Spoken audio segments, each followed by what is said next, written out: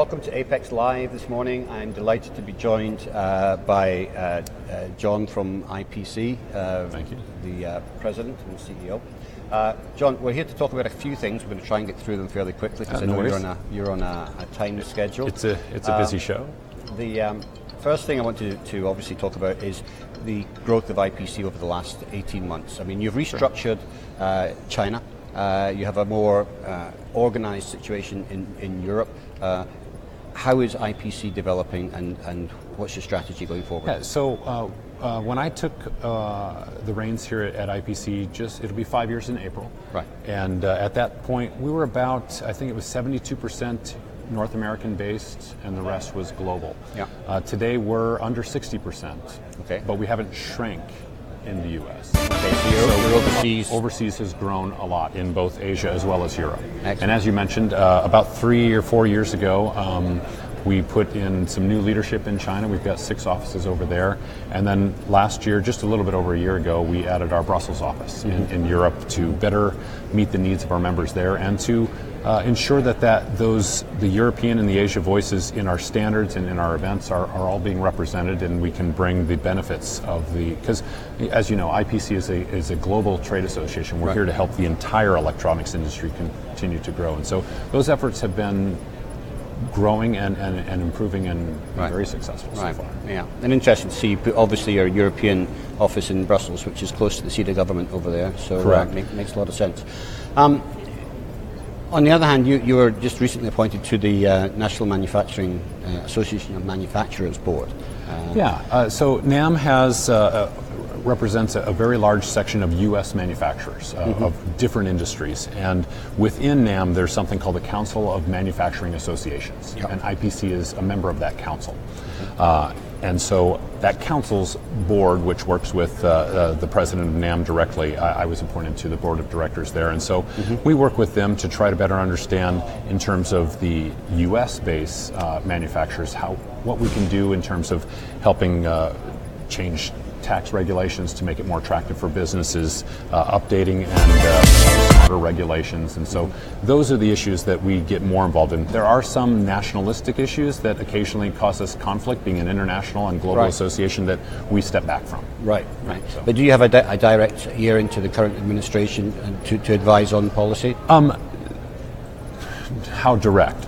We send letters, we talk with congressmen, we have people on the administrative staff that we're reaching out to, et cetera, and then we have events like our IPC Impact in DC. We have another one happening in Brussels in October as well, where we bring really the presidents and CEOs of our member companies, and they get to talk face-to-face with the administration. So we're there day-to-day, having those communications, those conversations, but that's why we call it Impact. It's so impactful to have the CEO sit there and say, here's my real life situation. Me as a small or medium-sized business, your policy is killing me. And when they can hear that makes a difference. And then you see lawmakers and policymakers react to that. Let's talk about very quickly the manufacturing situation with the current administration, talking about more manufacturing jobs and more manufacturing. I can see that if they're going to obviously invest more into military and renewing the nuclear program, or updating it, should I say, that's going to bring more manufacturing quantity back to our membership here. But with regards to the overseas policy for the Mexican policy, most of these companies went down there because Mexico has got free trade agreements with 50 different countries around the world. So they're not just manufacturing for the US market, they're manufacturing for the global market. What's your view on this? I mean, do you think we're going to see a portion of manufacturing coming back, or? So many of the things that the new U.S. administration is attempting to do, I think, will help bring manufacturing to the U.S. So, for instance, if they're able to improve the tax code, right now the U.S., my understanding has the second worst business tax code in the world. So it's just demotivating for people to set up businesses here. If they can fix that, that will help. Regulations, as we mentioned before, another big barrier in the U.S. because there's duplicative regulations, and we work on that front all the time with the EPA and other organizations. Now, in terms of immigration and trade, some of the policies that this administration has espoused to, but again, we don't know until they actually do something what it will turn out to be. Those could actually hamper things. If you become a very protectionist view of that, we only have 5% in the U.S. of the global market. So people that are selling goods overseas could potentially face decreased business because you could imagine some retaliatory tactics. If the U.S. say implemented a 30% tariff against a country, most things are reciprocal. It'd be reciprocal, and so that sort of stuff is a fear that might occur, but it hasn't occurred yet. So we're kind of playing it by ear, and we're trying to make sure the administration here, as well as in Europe, understands the needs of the industry in order to help it grow, which is helping everybody. Yeah. So in terms of, I think that basically answers the question. I hope. So, in terms of jobs, though. Well, so let's say you're going to bring a brand new plant or establish a new plant here in the U.S. If you do that, you're going to buy the newest equipment, which is going to have the latest automation. And so instead of bringing back thousands and thousands of jobs, you're probably bringing or establishing tens of jobs. And they're not just jobs for people who are no skills. They're jobs for people who are highly skilled to run these new pieces of equipment. And there's already a shortage of that in this country. There's already Georgia openings here. And it's not just this country. There's shortages in China. There's shortages in Europe. So we need more knowledge workers. That's the real crisis, is how do we take people out of different skilled professions and be able to train them up quickly. And IPC is actually working on a program to try to develop that this year and hopefully launching it in 2018. Great. So, I mean, I think you need knowledge workers, but they've got to be a combination of engineer and data analyst. Sure, there's all different kinds of skills, but you have to know your science, technology, engineering, and math. Yeah, absolutely. That's where the skills are. Well, I wish you the best of luck with that. I'll be certainly interested to look at that a lot closer once you launch it. And congratulations on your appointment to NAM. Oh, thank you very much. Appreciate that. And thank you for joining us today, John. Oh, my pleasure. Thanks, Trevor. Thank you. Appreciate it. So, that's... Should I have been looking this way the whole time? No, Sorry. So anyway, we're good. So that's our interview with IPC this morning. So we're moving on to look at some of the new things that happened at the show yesterday. And David, I think, is going to join us shortly to talk about these products. You want to do the last one?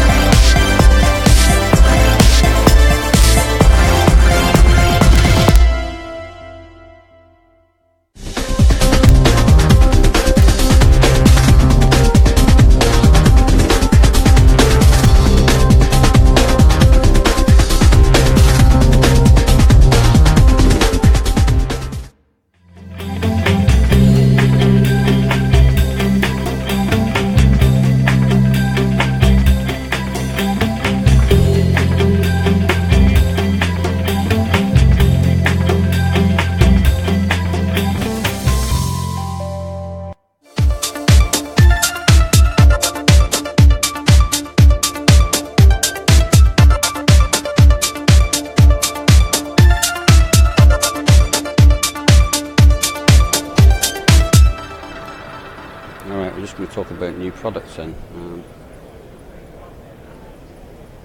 So, welcome back, and nice to see you, David. Thank you. So we had a busy day yesterday. We did indeed, yes. Some of the highlights of the show, what stuck out in your mind? Well, ACE had a new piece of technology on their booth. Would you like to explain more about that? Yeah, that was the. It was a new solder pot, basically, for their selective soldering systems, and the way that has a very wide 8-inch wave in it, so it can be doubled up as a wave soldering system for small production. It's not something you would use for a long run, but still, you can do small production, full 8-inch wave, and it has a couple of small point just do that one more time. Same time.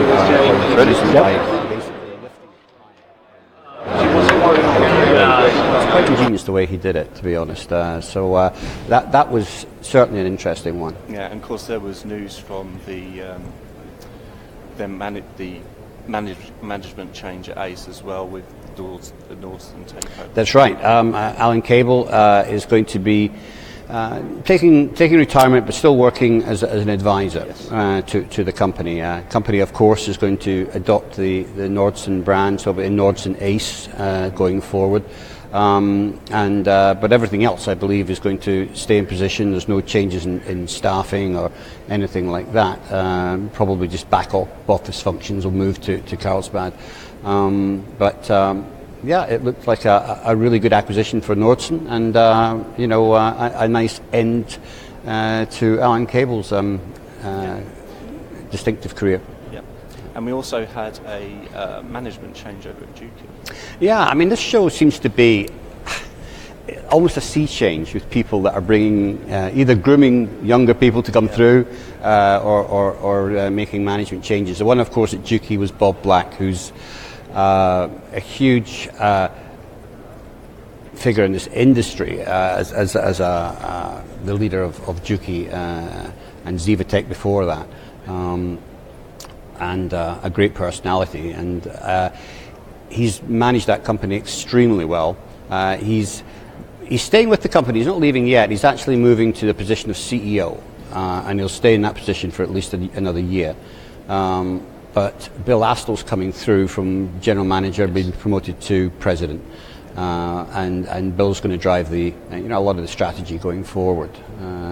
So that was a major announcement. Yes. Mm-hmm. So what have we got coming up on today on the Global S&T and Packaging booth? Well, we've got a couple of panel discussions coming up. One on the IPC CFX standard. This is the standard that they're bringing through for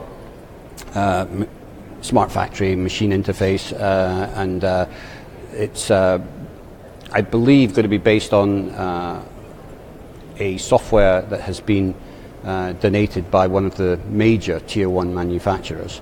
So they'll be using that as the basis and continuing to keep that up to date. But we'll have Jason Spear, who's the chairman of the committee, on the panel this morning, and we'll also have a representative from Jabil, which is one of the key manufacturers, on the committee as well. So that's going to be an interesting debate today. Following that, we're going to be bringing in a distinctive panel of people to discuss how much intelligence we can pack into pick and place machines. Right. They're pretty big machines. We can get quite a bit in there. So in your opinion, how much intelligence do you think can go into a pick and place machine? Do you think the sky's the limit, or do you think there's going to be limitations? Well, there's already a lot of vision in there at the moment, but we're still using post-placement AOI. Is post-placement AOI going to end up coming inside the machine? Yes. Possibly. I don't know. Some machines are already starting to incorporate dispensing, or some parts of dispensing. There's the old story: do you want to have all your eggs in one basket, or is it good to have separation there? So it'll be an interesting debate, and we'll see where that goes. And then following that, of course, we've got the Keith Bryant show. We have indeed, yes. And of that. Yeah, so the next instalment of that, and he'll be bringing in some distinctive guests. So we'll look forward to that. I think before we actually start our debates this morning, we will be having a special announcement. So if you want to hang around for another 10 minutes, we will have another special news flash actually coming across to you. So for now, this is Trevor and I'm David Burford, UK and Ireland editor, and thank you for joining us. Thank you.